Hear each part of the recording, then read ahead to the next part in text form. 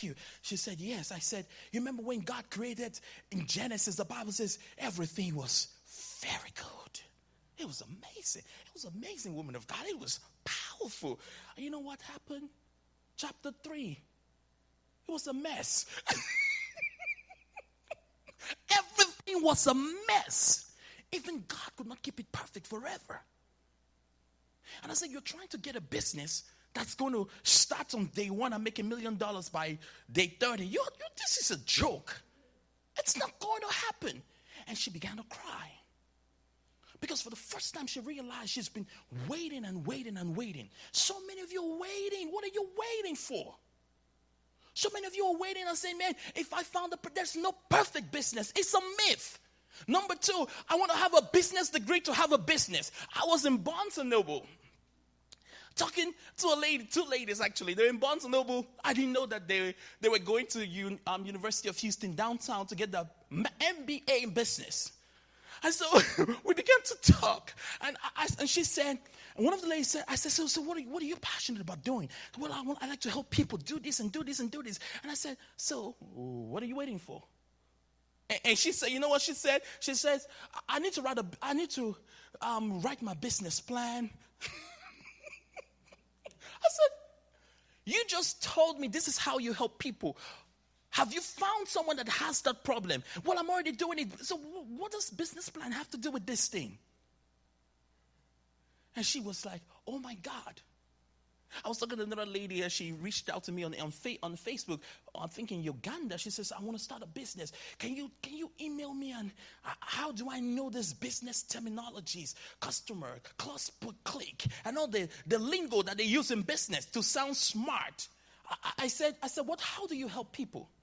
Well, I help people doing a daycare and this. I said, so how's your daycare different from other daycares? She says, this is how it's different. Bum, bum, bum, bum, bum. I said, okay. Who is interested in stuff like this? Are people going to? She says, yes. I said, so why don't you go sell somebody and get money? Forget the business lingo. So most people think I need to get a business degree. If you're thinking that, you don't. I was on a webinar with somebody, and on someone else's webinar, and she helps. Bless you, Pastor. She's a life coach, and so she helps other coaches, other people going to the coaching business. And one of the things she was saying, she was talking, and she said, "Do you have questions?" Somebody says, "I have a question." And she says, "What's the question?" She says, the person said, "I want to become a coach, but I was wondering how to do that. What certifications do I need to become a life coach?" And the lady says, so what's your experience? She says, well, I have a master's degree in psychology and human management. Why do you need a certificate?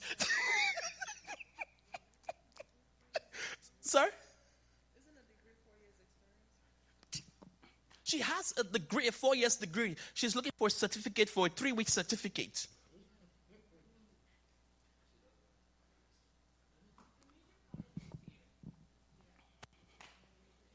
Say that again. The major problem is what? Fear. It's fear. And there's something I teach in my coaching program. I call it FIDs. FIDs. Every one of us. I don't care. Because for a long time, I grew up in church. And I used to think that if you got there, if a pastor lays hands on me, I will have to tell you, man, I was that guy. When I showed up in church, the pastor was going to lay hands on me 5 or 6 times.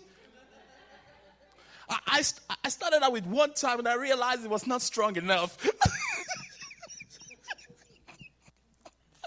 Because after a few weeks, it looks like it wore off. So I said, okay, I'm going to go to 3 for Trinity. so once the pastor starts, boom, I fall out. I go back.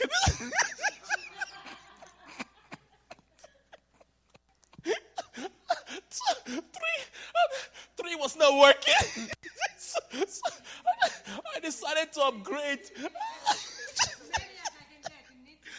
I went to 7 times.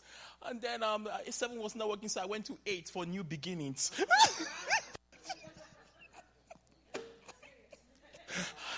Oh my God. Then I realized that I began to study successful people, and I realized that everyone has FIDs. You know what I call them?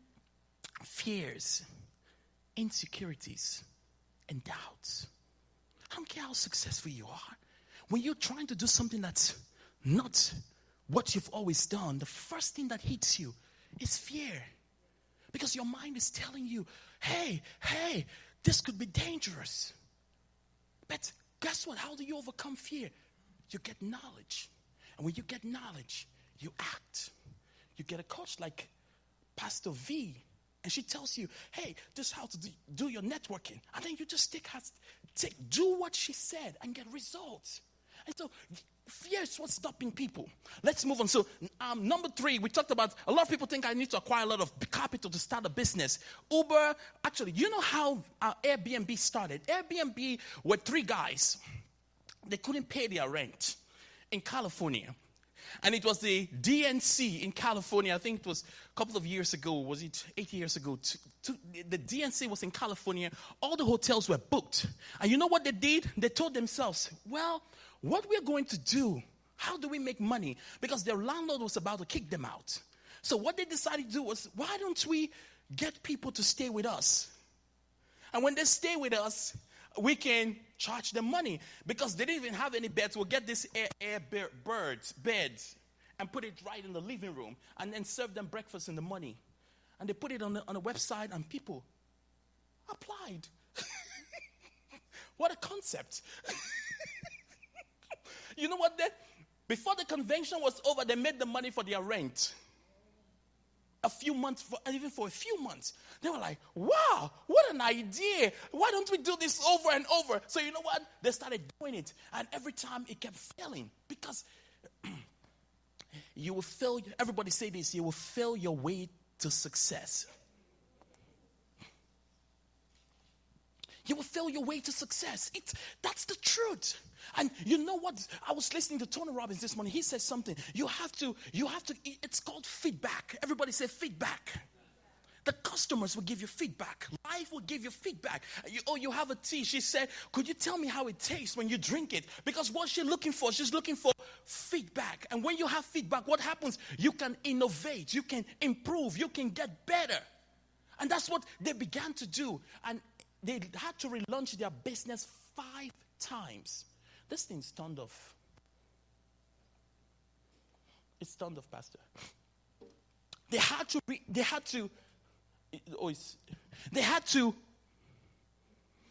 relaunch their business 5 times. And guess what happened? The 5th time, it took off. Now the business is worth $32 billion. And they have 0 houses. So, myth number 4, people want to drop an elaborate business plan. Listen, if you want to get a loan from a bank or investors, please go ahead and draw up your plan. But if you're starting, that's what we're talking about, a vision and clarity in your business. You're starting a business, let's come up with something simple.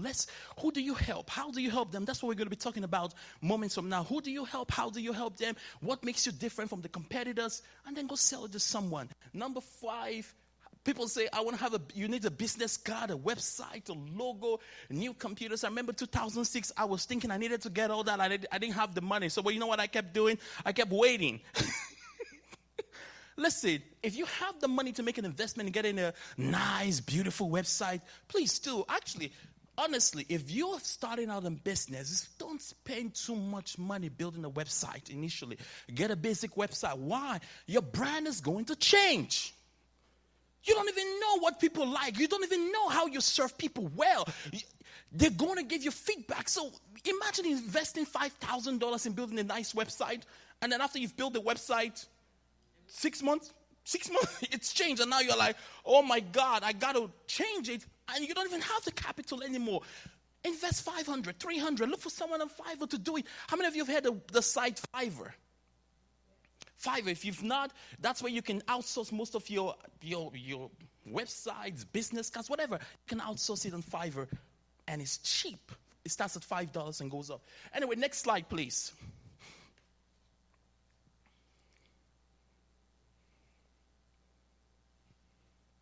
Okay, before you start your business is this. Your business is a vehicle to achieving your life's dreams and vision, to achieving your life's goals.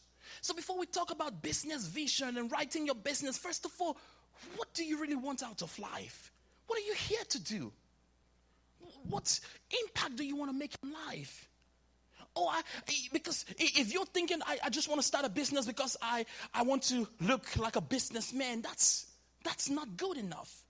Your business is a vehicle to achieve your life dreams and goals.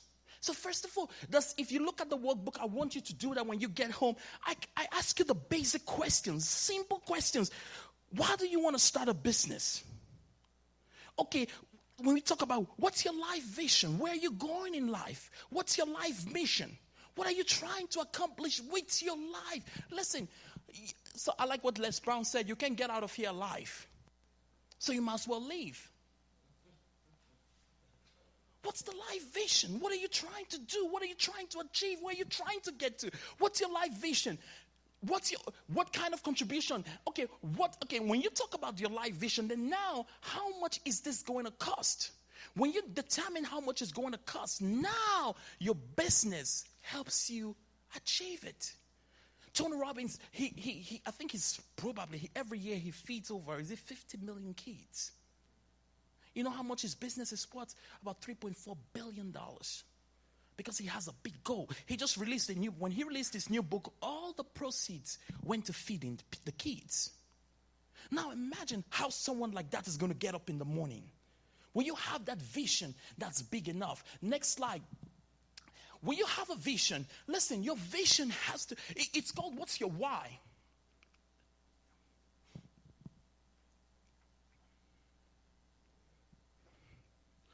Is it frozen? It's frozen?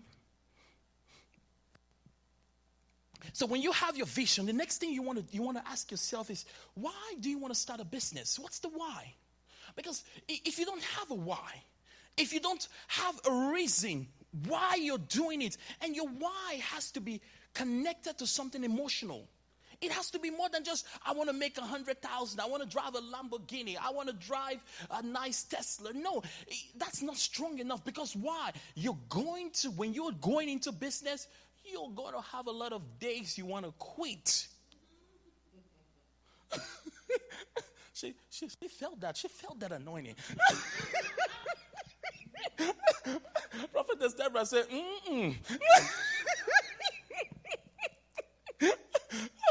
There are going to be moments you want to quit. You're going to be moments. But guess what? Your why is going to it's what's going to anchor you. When you say, well, I want to be able to give $100,000 every year to charity. I want to help kids in Africa. I want to help kids in Trinidad. I want to give to my church. I want to be a giver. So now that propels you. Oh, I want to retire my parents. That's a why. When your why has to have an emotional component, and it has to be bigger than you. For you to, if you're a parent and your kid is getting into trouble, what happens? You would do anything for your kids. I remember growing up, my mom was like, we would do anything for you guys. Why? Your parents, as a parent, you do anything for your kids. When you have a business, your business has to have a why that's bigger than just you or what you. Oh, nice, awesome. Your why must be more than just making money or paying bills. It should have an emotional component. Next slide, please.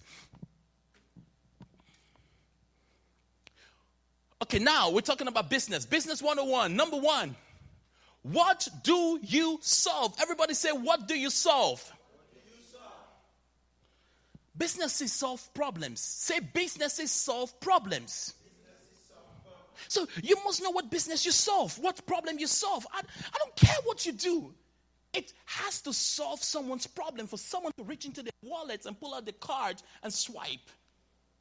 If you're not solving the problem, I help, and I like what he says. I help that group of people get outcomes. What outcomes do you help people get? Okay. What outcomes and results do you help people get? And then what's your unique selling proposition? Next slide, please.